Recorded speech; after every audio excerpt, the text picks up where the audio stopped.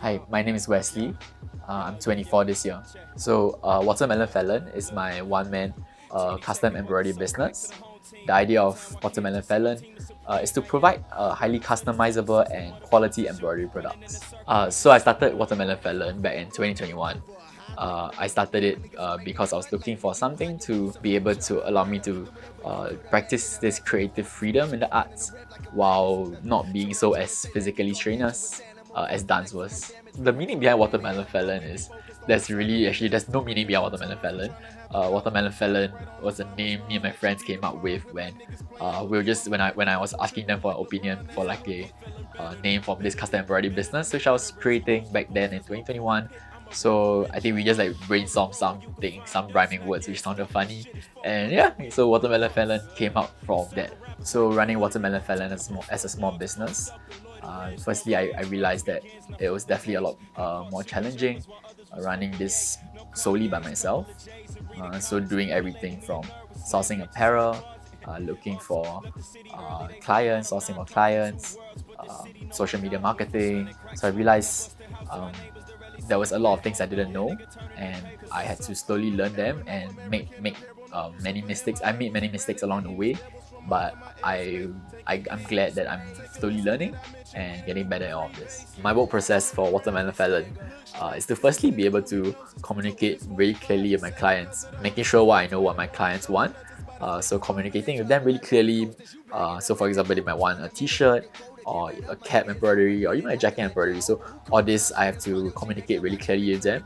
And being a custom embroidery business, the clients can choose a whole bunch of different custom elements of the apparel and stuff, so everything is customizable.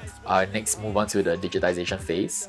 The digitization phase usually is the most taxing. I'll take the illustration which my client wants. It could be a drawing, it could be a logo, it could be an artwork. I take whatever they might want me to embroider and digitize in a way where my machine can read it. So finally, I then move on to actually working in the machine. That phase usually takes the quickest. It doesn't usually take that long. But yeah, so I'll work on the machine, work on the actual embroidery, and finally packaging, post-packaging, ironing out whatever apparel I might be making, and yeah, and shipping and sending to my clients after that. One thing about embroidery is that people don't really assume that guys, especially like young guys like me in my 20s, are interested in like sewing or fabrics and all. But so whenever I go to like embroidery shops or like sewing shops, there will usually be a lot of questions about, oh, how come there's who is this guy, and I'm like, why is he looking for like stabilizers, like fabric stabilizers and all. And they normally just assume that, oh, I'm there to like help my mom, help my grandma purchase something for them.